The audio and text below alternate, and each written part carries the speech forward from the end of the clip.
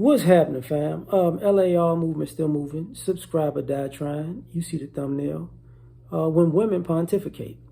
We think about people who filibuster in our community as black men solely.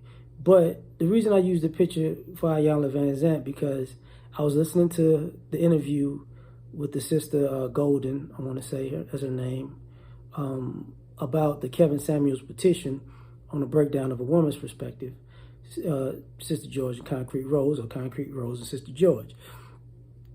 And the lady couldn't answer a question. She couldn't outright answer a question the whole time. When it was closed panel, when it was open panel, she just had a hard time answering the question. And we don't talk about how basically that is an issue with the women in our community who pontificate, because everything is a man's fault. You know, all your childhood is a man. The good in your childhood is your success. The bad in your childhood is a man's fault, whether it be in a present father, a good father, or a bad father, or an absentee father, right? Or even, in some cases, even using her show, a dead father. You know, everybody, you know, we can figure out a way to blame a black man in some capacity. So everything has got to be a black man's fault at the end of the day. And you're paid to always circle it back to black men. And here's the problem with this.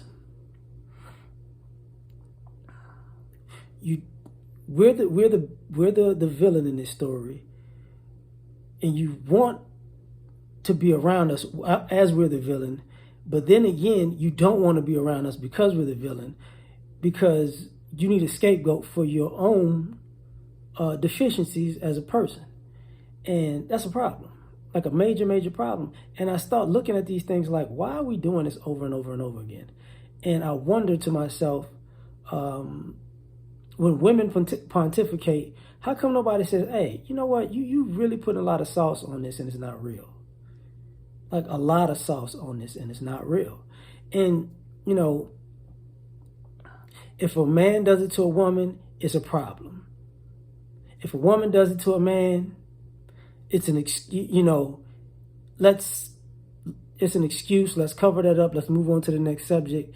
And it's the exact same thing, but it has some nuance difference. You know, if a man throws water on a woman, you know, it's a problem. If a woman throws water on a man, it's not. And you hear women constantly making up excuse after excuse after excuse, and then not taking into consideration, well, if this is what's going on, maybe, just maybe, this is the reason why these guys are backing up. Maybe it's a self-preservation thing, you know. But that doesn't get taken into consideration. Because when women pontificate, it's really looked at as, you know, empowerment. And I'm going to talk about empowerment in another video. You know, it's similar to this, but not this. Because when you keep hearing it's men's fault, and if you take the men out of the equation and it's women making the decisions, then it's men's fault because men weren't around. And then when it's successful, because the men were at the helm, then they were only successful because the women were around. And then if they're successful without the women around, then they're misogynistic because there were no women around.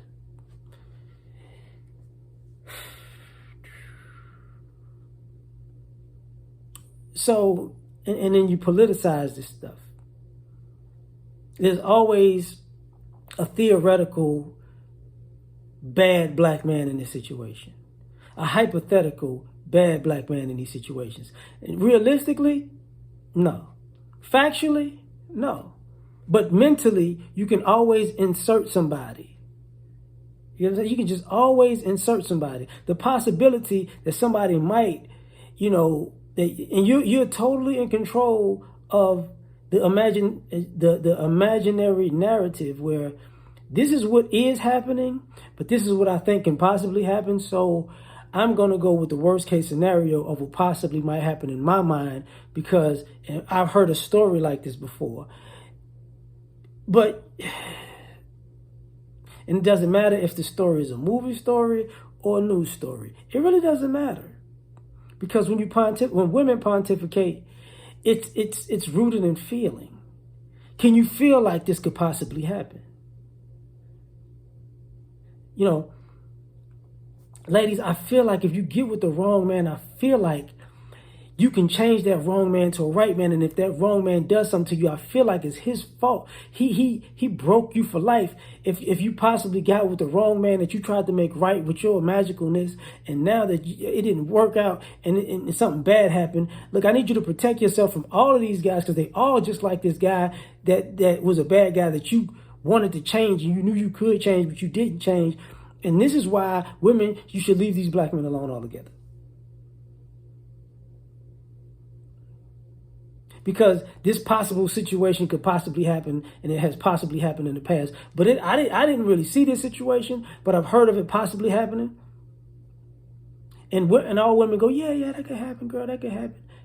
This is how guys go on dates with women, and the woman's like, hey, look, I need your license plate, your blood type, your fingerprints. I need a swab of your DNA, just in case on this date you actually decide, to pull an axe out of your trunk and hit me in the back of my head with it while we're walking out this restaurant with 150 people having a good time.